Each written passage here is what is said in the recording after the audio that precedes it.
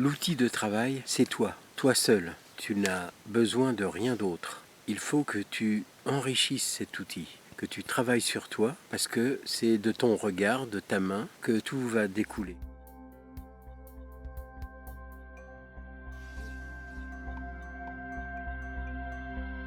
Bienvenue dans ton atelier dessin-peinture. Le sujet que je te propose, c'est de m'accompagner, peindre dehors. C'est mon activité principale, de peindre le paysage, la nature. C'est ce réel, cet esprit de la nature que je cherche à rencontrer. C'est dommageable d'éviter l'effort de devoir reconstituer, réinterpréter ce que nous apercevons de cette dite réalité, parce que ce qu'il faut rechercher avant tout, c'est l'instant vécu, aller vers quelque chose de poétique, vers l'expérience même de la vie. Pour traduire le visible, il faut de toute façon que je trouve mon langage, un langage qui va exprimer les différences que je peux percevoir entre des herbes fines, des feuilles un peu grosses, un tronc d'arbre costaud, la légèreté du ciel et des nuages. Tous ces éléments, pour les traduire et les traduire avec leur qualité, leur adjectif, il faut que je maîtrise ce langage plastique et je ne peux pas faire n'importe quoi pour traduire, pour écrire, pour construire une phrase. Il faut qu'il y ait une sorte de science qui me permette de trouver des équivalents de ce que je vois. Un équivalent de douceur, un équivalent de force, un équivalent de rugueux, un équivalent de chaleur, de fraîcheur, etc. Toutes ces choses visuelles qui impriment une émotion, il faut que je le traduise avec des mots qui sont les couleurs, les formes, les textures, la composition et tous ces éléments qu'il faut que je maîtrise pour pouvoir parler, pour pouvoir exprimer, pour pouvoir suggérer tous ces éléments. Il me faut un langage. Et ce langage, je ne dois pas le copier à un autre peintre. Je dois le réinventer. Il faut que ce soit ma manière d'écrire, ma manière de voir, ma manière de l'exprimer avec ma touche, ma patte. Et ça demande un travail énorme et c'est à force d'efforts qu'on peut parvenir à trouver des équivalents graphiques, picturaux, à toutes ces matières, tous ces matériaux qui vont imiter la sensation du toucher, la sensation de consistance des choses, d'arriver à faire venir en avant une forme ou en arrière une autre forme, un creux, une bosse, tous ces éléments qui appartiennent aussi au toucher, pas uniquement à la vue, et qui font que les choses vont être présentes, plus fortement présentes. Il me faut un langage.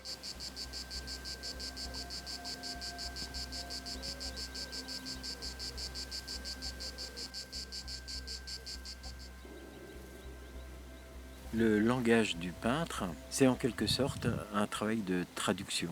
Je ne vais pas imiter par des petits détails, par de la narration.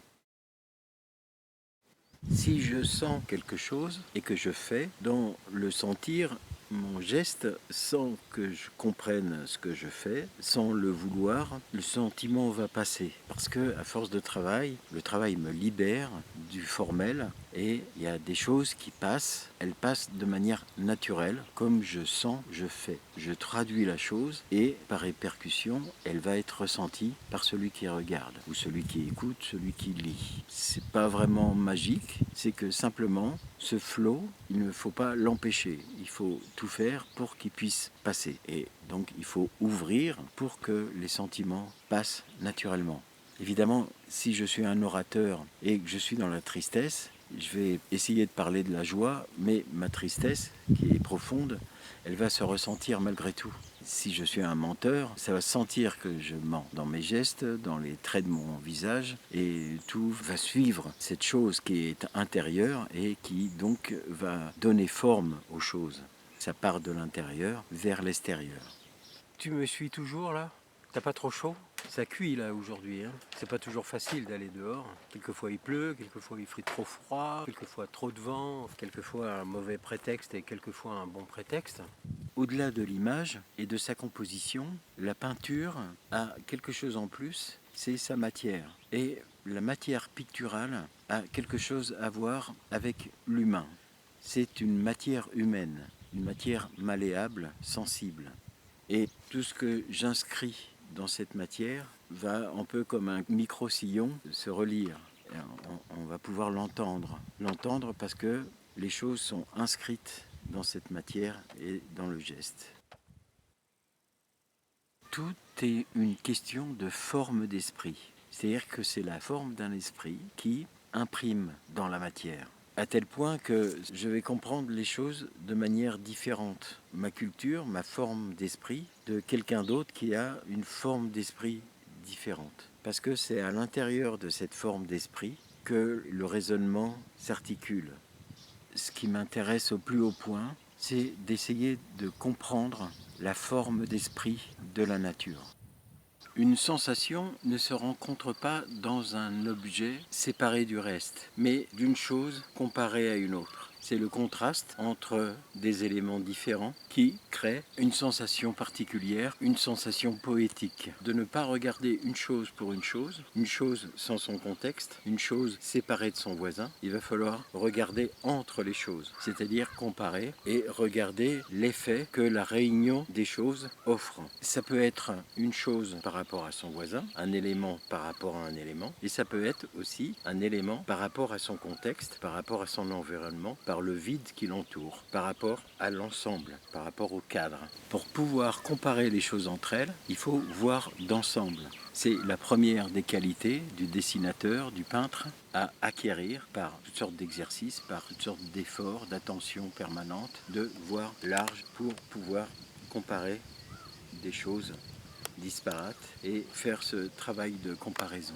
Il faut réellement, pour les mesurer, se confronter à ces choses. Et pour s'y confronter, rien de tel que d'exercices qui permettent justement de mesurer ces choses qui ne sont pas évidentes à comprendre sans les avoir vécues. Pour l'aventure, il te faudra longtemps pratiquer le dessin. C'est dans l'art du dessin que se cache l'art de la composition. Apprends-toi à comparer les formes, à ajuster les rapports de proportion, à faire interagir les mouvements, les rythmes entre eux, les uns par rapport aux autres, et regarde comment toutes ces corrélations résonnent dans le format de ton support. Agis sur l'ensemble. Ton support est plat, mais avec ta force de persuasion, tu peux donner consistance à des creux et des bosses. Si j'ose dire, il faut que tu creuses le problème et il faut que tu bosses.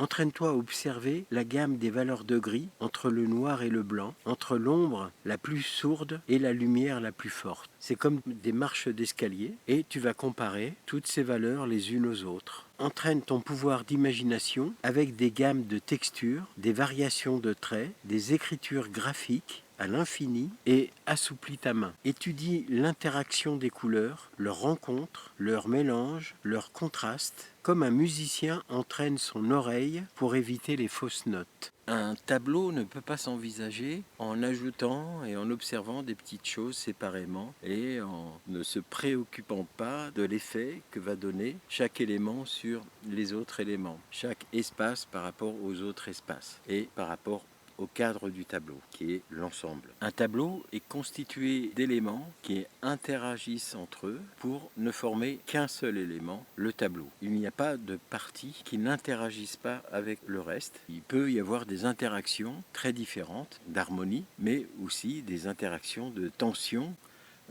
qui vont faire le tableau. Ce tableau étant un ensemble d'interactions, un ensemble de contrastes.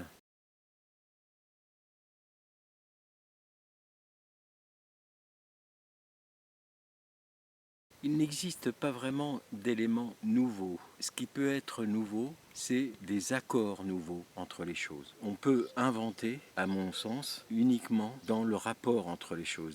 Et ce qu'attend un créateur, quel qu'il soit, quel que soit son domaine, c'est de trouver des accords nouveaux, des accords qu'on n'a jamais vus, qu'on n'a jamais entendus, qu'on n'a jamais écoutés.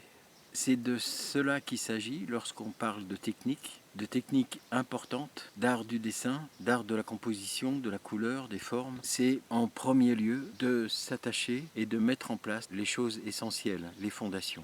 Tant que les fondations ne sont pas solidement posées, il est inutile d'aller glaner des détails, des éléments supplémentaires. Il faut tout d'abord s'atteler fermement à constituer un ensemble cohérent, fort. D'abord l'essentiel, ensuite on peut se faire plaisir avec du superflu, dans la mesure où ce superflu ne vient pas détruire la cohérence et la force de l'ensemble. Pour cela, j'avance mon tableau d'ensemble, d'entrée en ayant et en considérant tous les éléments en présence. Dès que j'avance dans les détails, après avoir posé le dessin, je m'attaque à la couleur. Je vais toujours poser cette couleur d'ensemble également, si bien que mon tableau avance toujours en cohérence jusqu'à la fin.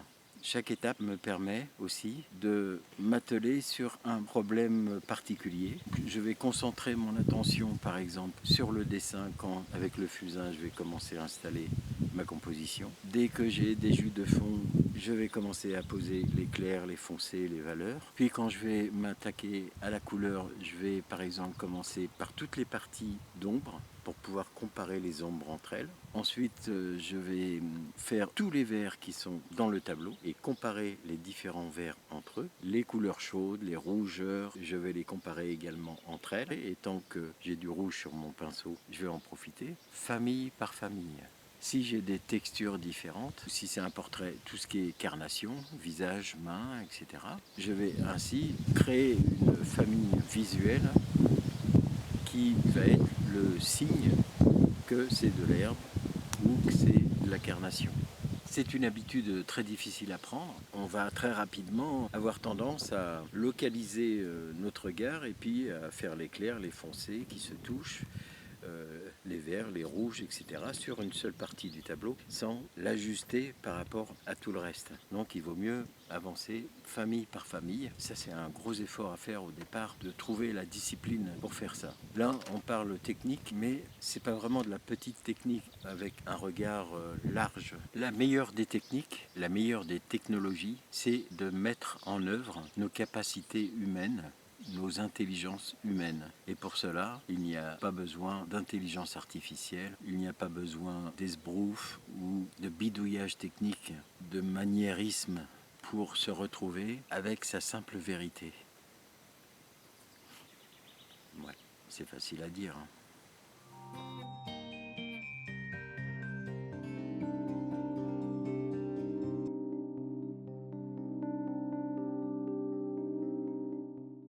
Cet atelier dessin-peinture est le vôtre, dédié aux jeunes débutants et aux étudiants en arts plastiques souhaitant rencontrer les pratiques picturales historiques supplantées par le postmodernisme dans les écoles publiques.